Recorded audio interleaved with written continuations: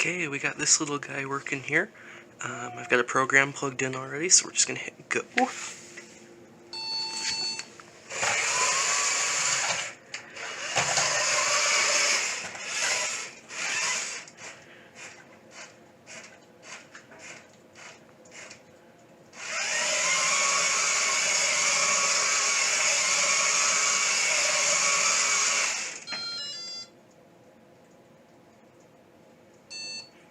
And that's it. That's all the little movements he does. He can hold up to 18 different commands.